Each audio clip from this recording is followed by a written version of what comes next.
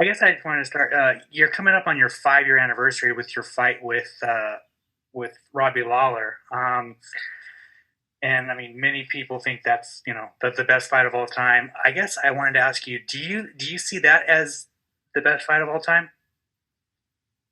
It's probably up there, I guess. There's been so many good ones, but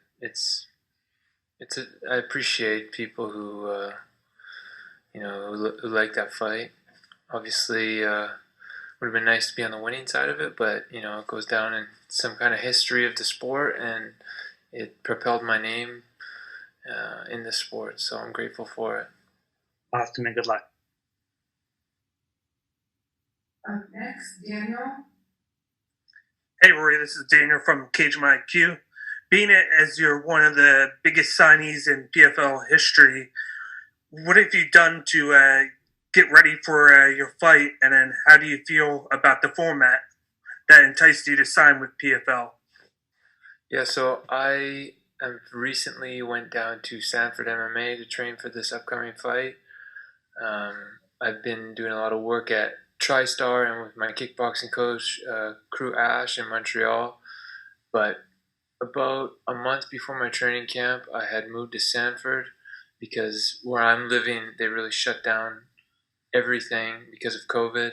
So I wasn't able to train for a fight there. So I've been doing my preparation there at Sanford, and it went really well, feeling good, and looking forward for this season. Sure. Next question will be from Harry Mack.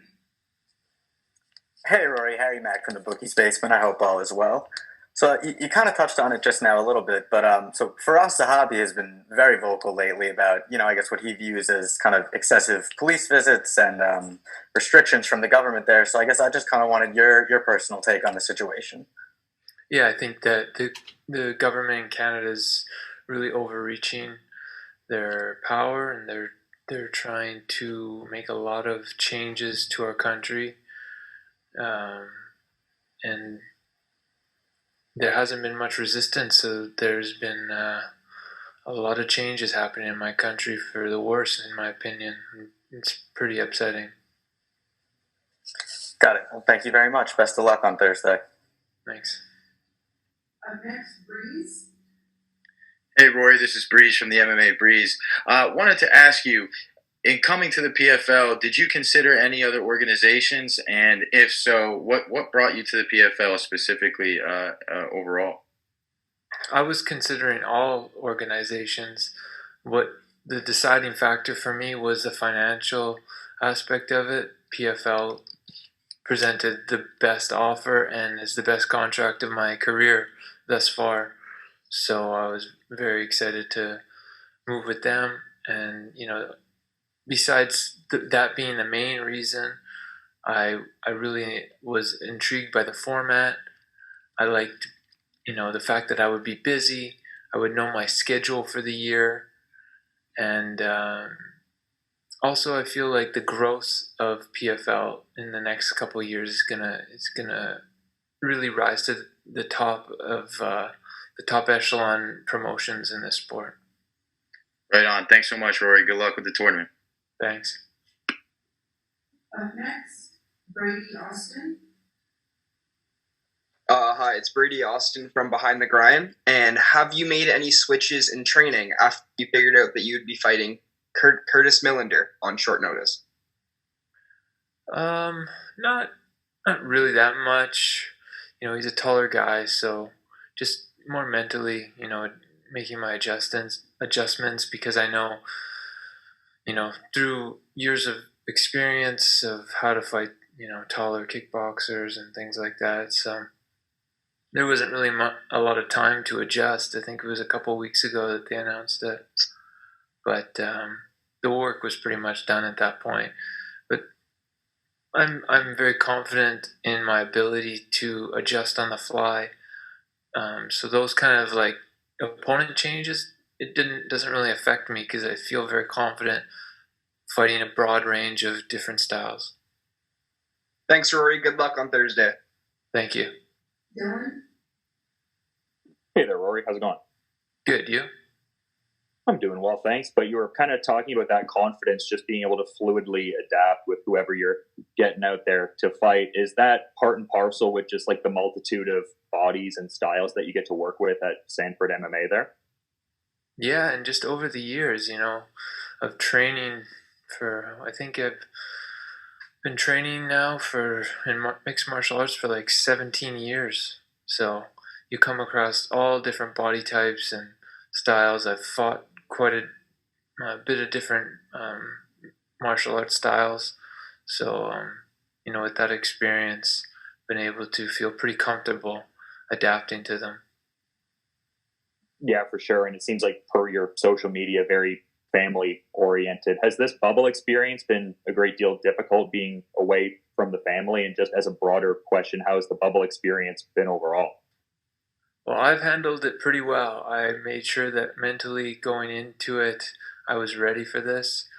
I wanted to make sure that I had a positive mind frame on it and not to bring in any negativity into it, because I feel like dwelling on those kind of things will not be beneficial for me. So I wanted to make myself, even before I got here, prepared mentally to go through it. So I've been flying through it with ease. My preparation for it was good.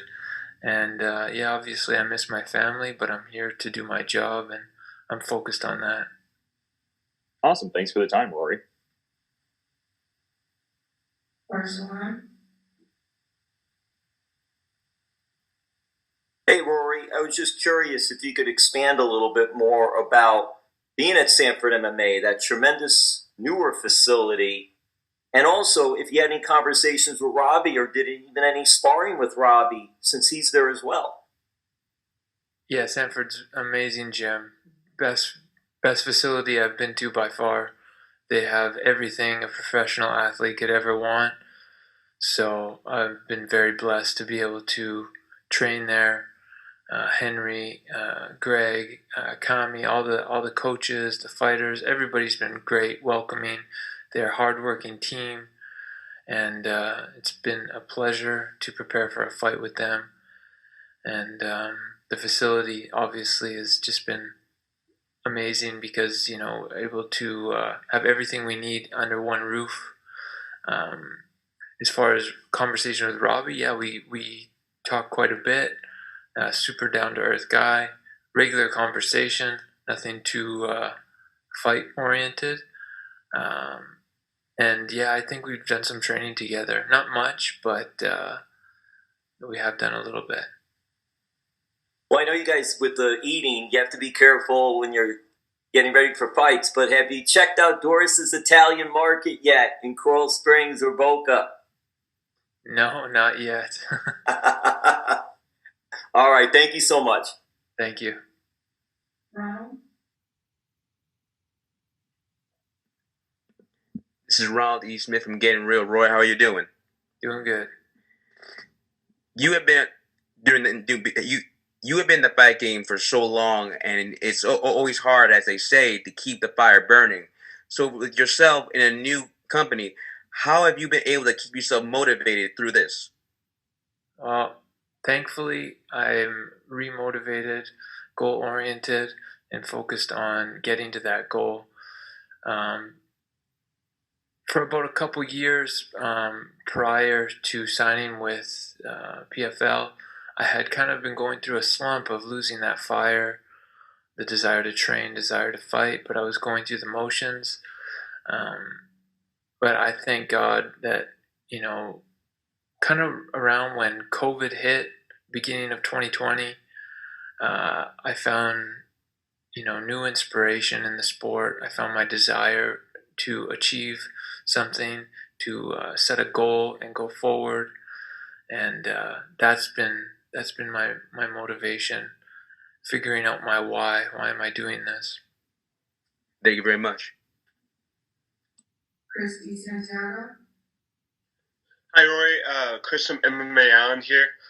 Your former UFC compatriot Anthony Pettis made his PFL debut last week. Can you give me your thoughts on his performance? Yeah, I thought he it wasn't his best performance. Clay got in his face and really put the pressure on him for the first 2 rounds. He was able to come back strong in the third and land that big head kick. But it seemed to me that he was waiting too much. I don't know, and I don't know what the factor is why he wasn't pulling the trigger as much, or if he was looking for a big flashy knockout. But Clay brought it to him, got in his face, and made it a really difficult fight for him. So just shows you can't sleep on anybody. Coming from a big organization like UFC, you got to fight everybody as if it was your championship fight. Got it. And before the fight, he said that he said that he's most definitely gonna go up to 170. So do you think that fight would interest you in the future? And do you think that you would entertain that fight as a super fight? Absolutely, I would be interested in that. When he first signed, I thought he was going to be at 170. I thought that was going to be a great addition, but he bounces between the two. So, if next year he decides to go to 170 for PFL, absolutely, I think that would be a great matchup. Awesome. God bless you.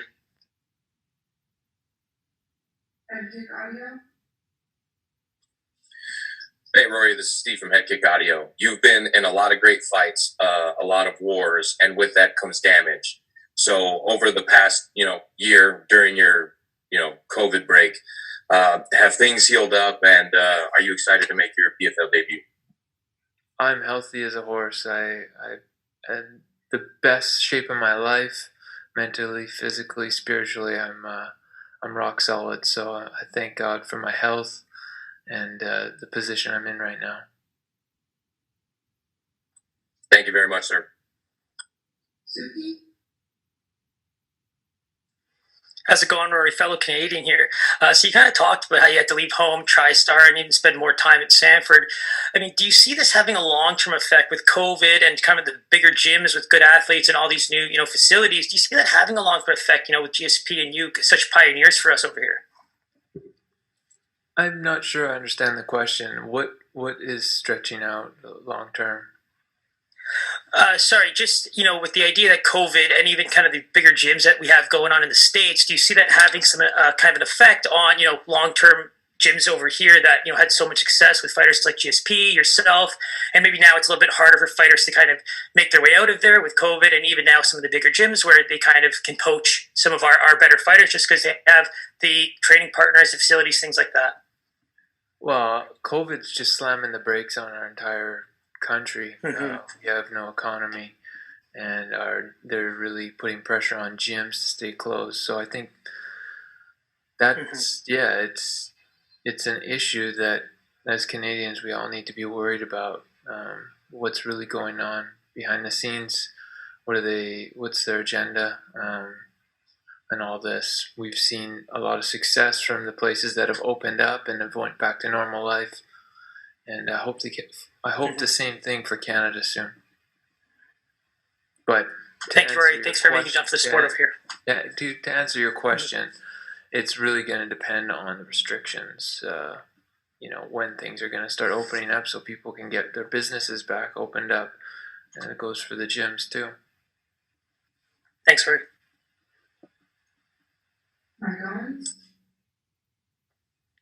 Hello, Rory. This is Michael from Mike Owens Media. You've been one of the best welterweights on the planet for over a decade now. With that being said, how do you view the standard of the PFL welterweight tournament this season? I'm very confident. I think they did a great job with getting some of the best talent around the world. I'm super excited to compete against all of them. And I do feel that I will be the champion at the end of the season, though. And out of interest, is there somebody who you look at in the weight class who you think could potentially be your toughest test? Well, it's hard to say. Everybody poses their own dangers, I just try to focus on my own ability and fighting my own fight and take it as it is. We see guys all the time take certain people too lightly and not fight them hard enough, and they lose the upsets, lose an upset fight to them. So I try not to do that. I take everybody as my championship fight. Thank you for the time, Rory. Nadine? Hi, Rory. It's Hamad Mir from MMA Diagnosis.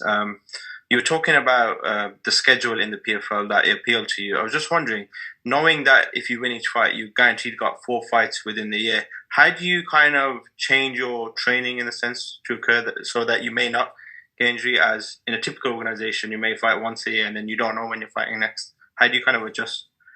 Sure. Yeah, I think it's just being able to be consistent in the training room, being able to set a certain pace and tempo in the room, and not having not doing things stupidly or trying to take too many risks in the training room either. Just consistent work, staying healthy, and peaking for those fights rather than massive peaks and valleys and taking time off in between fights and things like that. Following up to that, obviously this season they don't have the 2 fights in one night format. Is that something as a competitor you're looking forward to, or is it kind of a relief that you don't get to fight twice in one night? Yeah, it's something I recently just found out. I actually didn't even know that.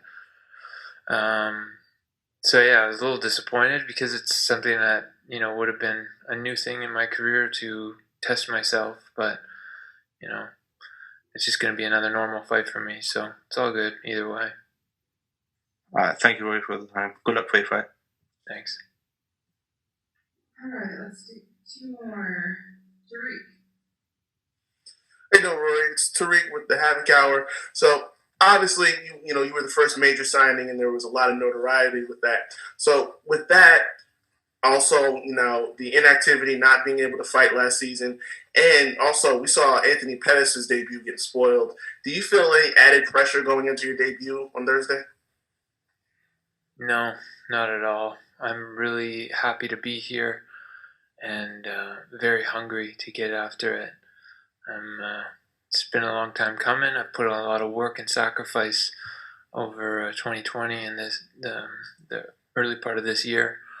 So I'm kind of used to long layoffs anyway in my career, unfortunately. So nothing really new for me. I'm just going to go out there and do my best. And also, really quick, we mentioned all the accomplishments you had, that amazing fight with Robbie Lawler, being a champion in Bellator. Where would winning the PFL championship rank in your accomplishments for you? It's up there at the top with winning, my championship at Bellator and, my run in the UFC. It would be right up with all those, All right. Thanks a lot, Rory. Good luck this Thursday. Thank you. Last question. Drew Pierce, please. Hey, Rory. Drew Pierce, FightLeap.com. Is there a certain aspect of Curtis's game that you really have your eye on in preparation for the fight? And do you have an official prediction as to how it'll go? Yeah, I'm looking to, stop him as early as I can, try to rack up as many points as possible. But that being said, I'm not going to rush anything either. I'm just going to fight my fight and see how it goes. Curtis is, he's an excellent striker, very dynamic kickboxing game, so I'll just make sure to stay away from all his best options.